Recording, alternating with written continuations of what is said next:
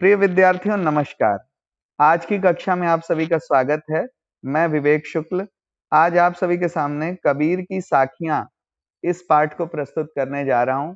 यह पाठ सीबीएसई द्वारा आपकी क्षितिज पुस्तक में निर्धारित दोहों पर आधारित है। कल ही मैंने कबीर के विषय में चर्चा करते हुए कहा था कि कबीर दास की भाषा शैली, उनकी अभिव्यक्ति का तरीका अनोखा है। उनके विषय में विद्वानों ने कहा है, कबीर दास की उल्टी बानी, बरसे कंबल भीगे पानी। अर्थात कबीर दास अपनी बातों को पहेलियों में कहते हैं, घुमाकर कहते हैं, लेकिन कितना भी होने पर उन्होंने सहज जीवन से उदाहरण लिए हैं। वो गहरी गहरी बातों को सरल उदाहरणों के माध्यम से समझाते हैं। साखी क्या है? साखी का अर्थ होता है साक्षी। साक्षी का अर्थ होता है गवाह। कबीरदास स्वयं को दर्शक मानते हैं और गवाह मानते हैं। इस प्रकृति में जो भी कुछ हो रहा है, इसके लिए वे स्वयं को साक्षी मानते हैं। उन्होंने अपनी आंखों से जो कुछ देखा है, अपने जीवन में जो कुछ अनुभव किया है, उसे वे आप सभी के सामने रखते हैं, स्वयं को साक्षी बनाकर। और इसीलिए कबीरदास कहते हैं, तू कहता कागज की लेखी, मैं कहता हूं अखियन देखी। अर्थात तुम लोग वो कहते हो जो कागज में लिखा हुआ है, और मैं वो कहता हूं जो मैंने अपनी आंखों से देखा है। कबीरदास ने कभी विद्यालय में पढ़ाई नहीं की थी। उनका ज्ञान बनावटी नहीं था। उन्होंने अनुभव से जो सीखा वही आपके सामने रखा। मसी कागज छुयो नहीं, कलम गही नहीं हाथ। अर्थात कभी हाथ से कागज, स्याही और कलम को हाथ में नहीं लिया, शिक्षित नहीं थे। तो कबीर के उपदेश संसार में कैसे प्रचारित हुए? उनके शिष्यों द्वारा, उनके द्वारा कही गई वाणियों को संकलित किया गया, एक स्थान पर लिखा गया, और धर्मदास नामक उनके शिष्य ने उन्हें संग्रहित कर एक पुस्तक का रूप दिया, जिसे बीजक कहा गया। आइए पाठ शुरू करते हैं। हम पढ़ेंगे साखियां। साखियों का अर्थ है दोहे, और दोहे आप जानते हैं यह एक विषम मात्रिक छंद है। इसमें 4 चरण होते हैं। पहले और तीसरे चरण में 13-13 और दूसरे और चौथे चरण में 11-11 मात्राएं होती हैं। पहला दोहा है, मान सरोवर सुभर जल, हंसा केली कराही, मुक्ता फल मुक्ता चुगे, अब उड़ियनत न जाही। कबीरा अब उड़ियनत न जाही। कबीर दास जी ने अपने इस दोहे में हमें ये बताया है कि मुक्ति का मार्ग हमें केवल प्रभु की भक्ति में ही मिल सकता है, और उसी में हमें परम आनंद की प्राप्ति होगी। इसी कारण से उन्होंने उपयुक्त दोहे में हंसों का उदाहरण प्रस्तुत किया है, जो मान सरोवर के जल में क्रीड़ा करते हुए मोती चुग रहे हैं। ये प्रिय विद्यार्थियों पुरानी मान्यता है, याद रखें। ऐसा साहित्य में कहा जाता है। यह तथ्य नहीं है कि हंस मोती खाता है, किंतु साहित्य में कहते हैं कि हंस सदैव मोती चुगता है। मानसरोवर के जल में क्रीड़ा करते हुए मोती चुग रहे हैं। हंसों को इस क्रीड़ा में इतना आनंद आ रहा है कि वे मानसरोवर को छोड़कर कहीं जाना नहीं चाहते। ठीक इसी प्रकार अगर मनुष्य भी खुद को ईश्वर की भक्ति में लीन कर लेगा और परम मोक्ष का आनंद प्राप्त कर लेगा, तो फिर उसका ध्यान कहीं और नहीं भटकेगा। उसे प्रभु की भक्ति में मिलने वाला आनंद और कहीं नहीं मिलेगा।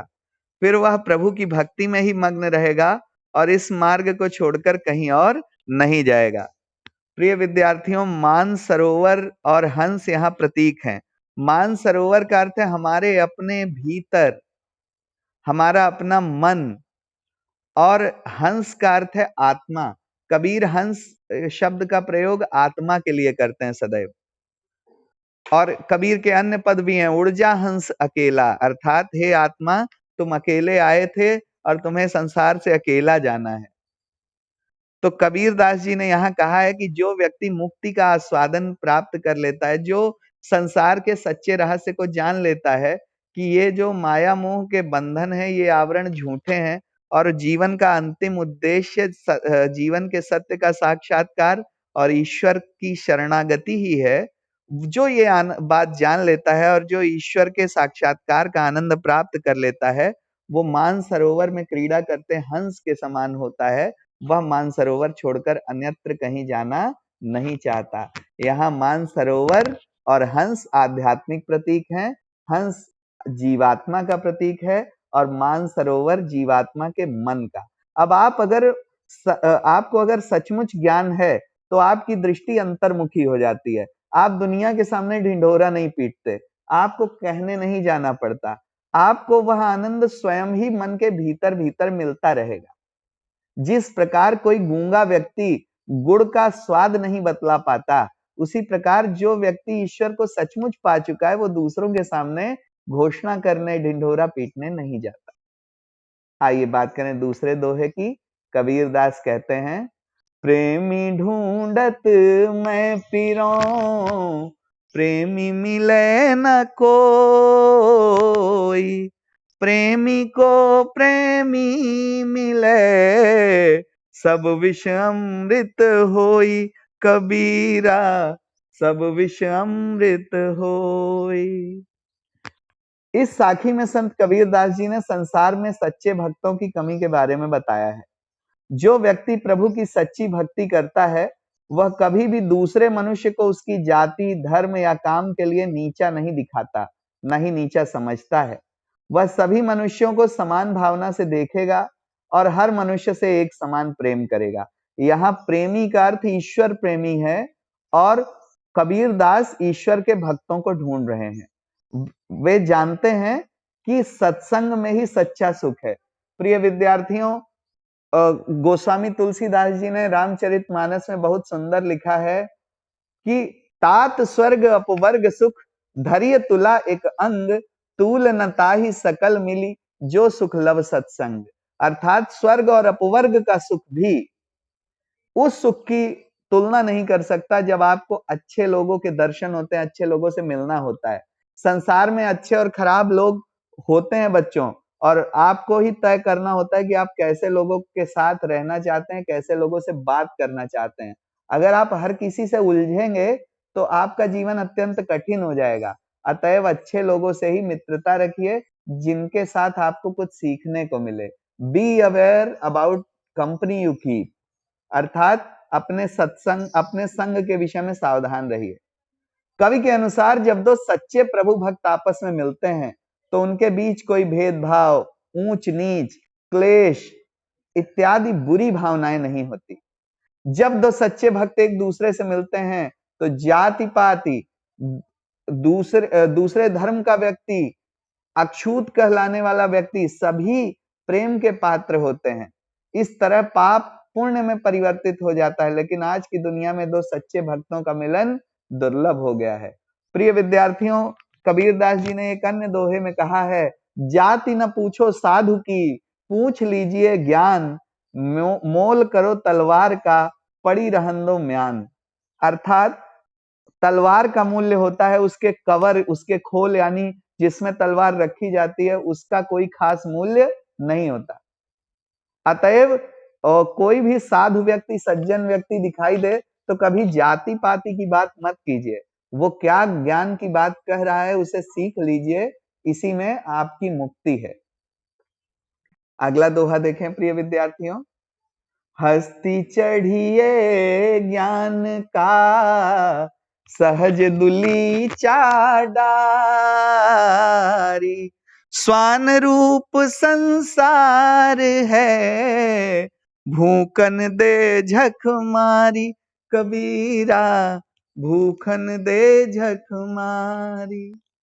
प्रिय विद्यार्थियों, जब आप हाथी पे बैठ जाते हैं तो हाथी आपको जमीन से बहुत ऊंचा उठा देता है, और उस समय अगर आपके आसपास कुत्ते भौंकें तो भी हाथी को कोई प्रभाव नहीं पड़ता, ना ही आपको कोई प्रभाव पड़ता है। अगर हाथी एक आध लात मार देगा तो उस कुत्ते के प्राण पखेरु उड़ जाएंगे।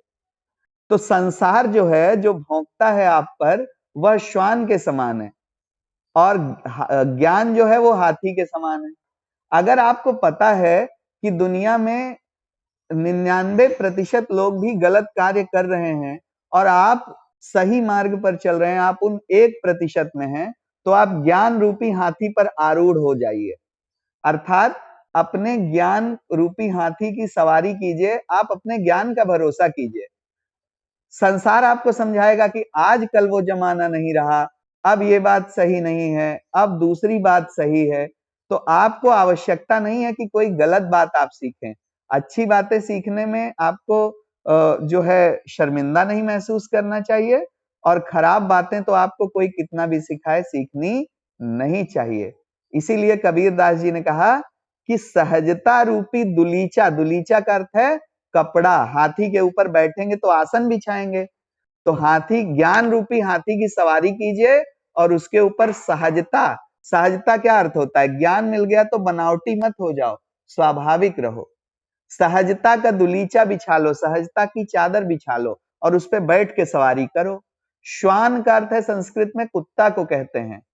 तो कुत्ता जो है, जैसे कुत्ते का स्वभाव होता है गाड़ियों के ऊपर भौंकता है। अब आप सोचे कि क्या कोई कुत्ता जिस तरह से वो भौंकते हैं लगता है कि अगले चौराहे पे ये गाड़ी छीन लेंगे, लेकिन क्या कोई कुत्ता कभी किसी की गाड़ी छीन पाता है? क्या कभी कोई कुत्ता किसी का कुछ बिगाड़ पाता है? लेकिन भौंकना उसका स्वभाव है। अतएव विद्यार्थियों, जीवन में आपको गलत राह दिखाने वाले लोग भौंकते हुए कुत्ते के समान है, आपको उनकी बातों पर ध्यान नहीं देना है, और इसके लिए आपको ज्ञान रूपी हाथी की सवारी करनी है। परंतु ये स्मरण रहे कि कहीं आपको ही घमंड न हो जाए, अन्यथा आप भी उसी श्रेणी में आ जाएंगे। जब आपको घमंड हो जाता है तो ऐसे में तो हाथी पर बैठे व्यक्ति को भी कुत्ता काट लेगा। आशय यह है कि ये सारे सद्गुण एक ओर, लेकिन अगर आपने घमंड कर लिया तो आपके सारे सद्गुण समाप्त हो जाएंगे। तो कबीर दास जी ने कहा, हस्ती अर्थात ज्ञान रूपी हाथी की सवारी कीजिए, सहजता रूपी चादर को बिछा लीजिए, स्वाभाविक रहिए, बनावटी न रहिए। और संसार कुत्ते जैसा है, भौंकेगा, भूकन दे झक मारी, अर्थात उसे झक मारने का अर्थ है विवश होना। वो भौंकने को विवश है। दुनिया का ये स्वभाव है कि लोग टिप्पणी करते हैं, कुछ तो लोग कहेंगे, लोगों का काम है कहना। अतएव आप अपना कार्य करते जाएं। यह दोहा पूर्ण हुआ। अगला दोहा देखें। पखा पखी के कारणे सब जग रहा भुलान, निरपख होई के हरि भजे, सोई संत सुजान, कबीरा सोई संत सुजान। इस पंक्ति में कबीर दास जी ने हमें एक दूसरे से तुलना की भावना को त्यागने का उपदेश दिया है। कवि के अनुसार बिना किसी द्वेष भाव के निष्पक्ष होकर प्रभु की भक्ति करना ही मोक्ष की प्राप्ति का एकमात्र मार्ग है। जो लोग एक दूसरे को जाति, धर्म, काम या धन के आधार पर छोटा बड़ा समझते हैं, वो लोग सच्चे मन से कभी प्रभु की भक्ति कर नहीं पाते हैं, उन्हें मोक्ष की प्राप्ति नहीं हो पाती। इसलिए हमें इन भेदभावों से ऊपर उठकर निष्पक्ष मन से भगवान की भक्ति करनी होगी, तभी हमारा कल्याण हो सकता है। तो पखा पखी का अर्थ है पक्ष लेना, विपक्ष लेना, बहस में नहीं पड़ना चाहिए। अगला दोहा देखें। हिंदू मुआ राम कही, मुसलमान खुदाई, कहे कबीर सो जीवता, जे दुहु के निकट न जाई, कबीरा दुहु के निकट न जाई। कबीर दास जी कहते हैं हिंदू तो राम राम कह के मर गए और मुसलमान खुदा खुदा कह के मर गए, लेकिन दोनों ने ही अपने राम, अपने खुदा के लक्षणों को नहीं जाना, सचमुच नहीं पहचाना कि ये दोनों एक हैं, और इसलिए आपस में लड़के दोनों मर गए। कबीर कहते हैं कि वही जीवित रहेगा जो दोनों के निकट न जाए, जिसे किसी धर्म विशेष के बाह्य स्वरूप से प्रयोजन ना हो, जो धर्म के सच्चे रूप को समझ सके। प्रस्तुत दोहे में कवि ने उस समय समाज में हिंदू और मुस्लिमों में फैले आपसी द्वेष का वर्णन किया है। कवि के अनुसार उस समय समाज में हिंदू और मुसलमानों में एक दूसरे के प्रति काफी द्वेष था और वे एक दूसरे के धर्म से घृणा करते थे। हिंदू राम को महान समझते थे जबकि मुसलमान खुदा को, मगर दोनों का नाम लेकर भी दोनों अपने ईश्वर को पा नहीं सके, क्योंकि उनके मन में प्रभु की भक्ति से ज्यादा आपसी भेदभाव और नफरत की भावना थी। इसी वजह से संत कबीर दास जी ने हमें यह उपदेश दिया कि हिंदू मुस्लिम दोनों एक हैं, राम खुदा दोनों ईश्वर के ही रूप हैं, इसलिए हमें आपसी भेदभाव को छोड़कर सर्वश्रेष्ठ ईश्वर की भक्ति में लीन हो जाना चाहिए, तभी हम मोक्ष को प्राप्त करेंगे। अब सर्वश्रेष्ठ ईश्वर होता नहीं है बच्चों, ईश्वर एक होता है। फिर कबीरदास अगले दोहे में कहते हैं, काबा फिरी काशी भया, राम ही भया रहीम, मोट चून मैदा भया, बैठी कबीरा जीम, कबीरा बैठी कबीरा जीम। काबा फिर काशी भया, काबा ही काशी है और राम ही रहीम है। जिस दिन आप ये सच्चाई जान लेंगे, उस दिन आप ईश्वर का साक्षात्कार कर सकेंगे। मोट चून मैदा भया, चून चून यहाँ चूर्ण शब्द का विकृत रूप है। चूर्ण का संस्कृत में चूर्ण कहते हैं आटे को। आटे को जब बारीक पीसते हैं तो मैदा बनता है। आटा और मैदा मूलतः एक ही तत्व है। प्रस्तुत दोहे में कबीरदास जी ने हिंदू मुसलमान के आपसी भेदभाव को नष्ट करने का संदेश दिया है। कवि का मानना है कि अगर कोई हिंदू या मुसलमान आपसी भेदभाव को छोड़कर निष्पक्ष होकर प्रभु की भक्ति में लीन हो जाए तो उसे मंदिर मस्जिद एक समान लगने लगेंगे। फिर उसे राम व रहीम एक ही ईश्वर के दो रूप लगेंगे, जिनमें कोई अंतर नहीं होगा। इस प्रकार हिंदुओं व मुसलमानों को मस्जिद तथा मंदिर एक समान रूप से पवित्र लगने लगेंगे। कवि कहते हैं कि जब तक गेहूं को बारीक पीसा नहीं जाता वो खाने योग्य नहीं होता, लेकिन जैसे ही गेहूं को पीस दिया जाता है वो स्वादिष्ट खाने लायक बन जाता है।